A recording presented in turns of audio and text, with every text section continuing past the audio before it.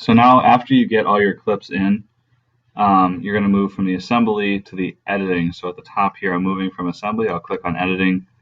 This is going to be giving me some more room on the bottom here to work on my timeline.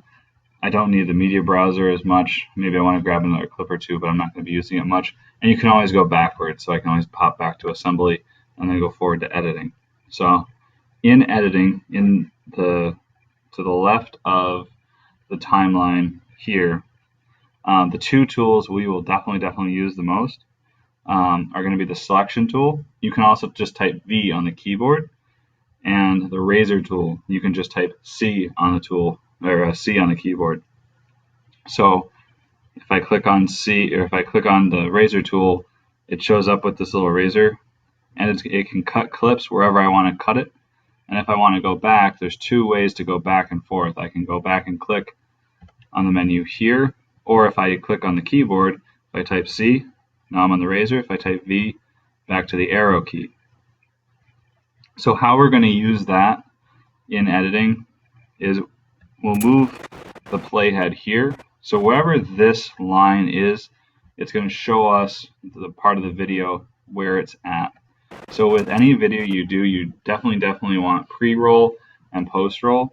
So for this one, most of my pre-roll is going to be me walking from the camera, sitting down, and maybe I was setting up the video here for a bit. So maybe I want to get past that point to where he's going through the door. So maybe I want to start there. So I can play it through and pause it where I want to. Where I want to get more specific, I can tighten this on the bottom here and zoom in.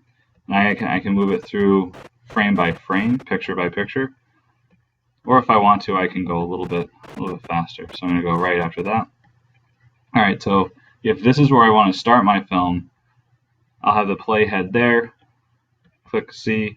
Now I've got the cutting tool, so I can click there. And I can click V again to get out of it. Now we see two separate clips. So if I click on the first clip, that's the first section of that first shot. If I click on it and then hit backspace, it deletes it. Now I've got this empty space here. You can click on the empty space and then hit backspace again, and it'll get rid of that space and snap things tight. So if I did that to this clip, for example, me walking over, starting to write, and maybe I want to start myself there, hit C on the keyboard to get the cutting tool open, hit there, V, click there, hit delete. I've got this blank space here, and I can click here and it'll tighten it all up. So that's how most of the editing is going to go. Now there is something you may have noticed when I do get near the edge of a clip, it gives me these bracketed arrows. When the arrows are bracketed to the left, that means I'm going to be, if I click and drag, I can drag that clip shorter, and I can actually cut it using this as well. So if I want to end it there, I'm clicking and dragging, I can let it go. I personally don't prefer this method because it's not as controlled. If you're moving your mouse, you might not be able to get it to the right spot that you want to, but this is an option. Same for this way. If I get the brackets going the other way, now it's going to be taking off of that side. Same thing, I can click in the middle and hit delete. Over right above the tracks, we have the snap window, or the snap option.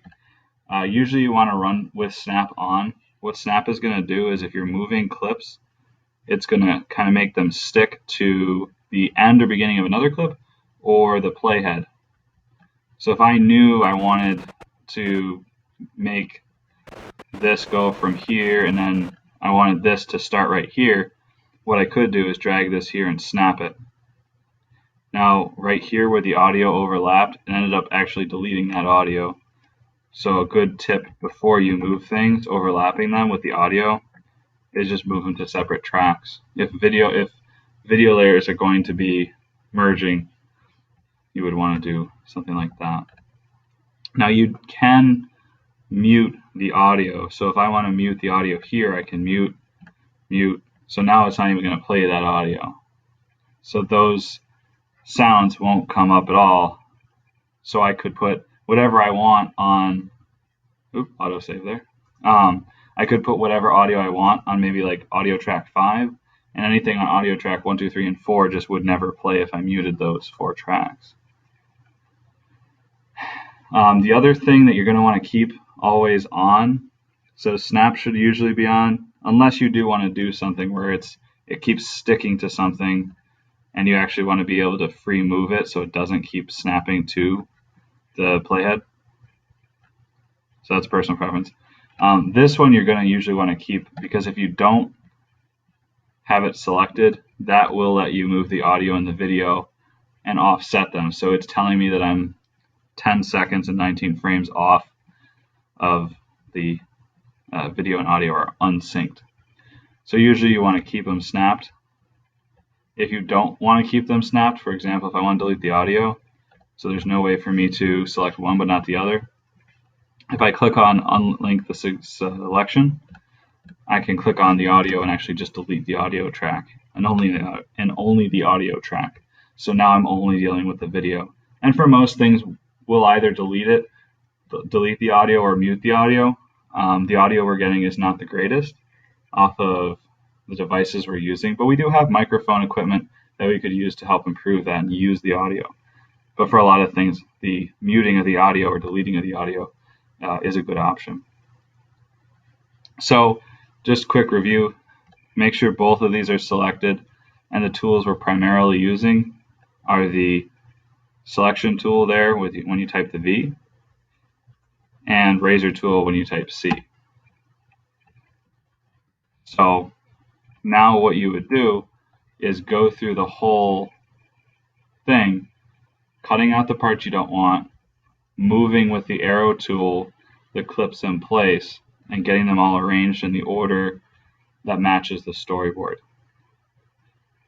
So at this point, I'll let that happen, and then I'll come back for another video to kind of show how things would wrap up.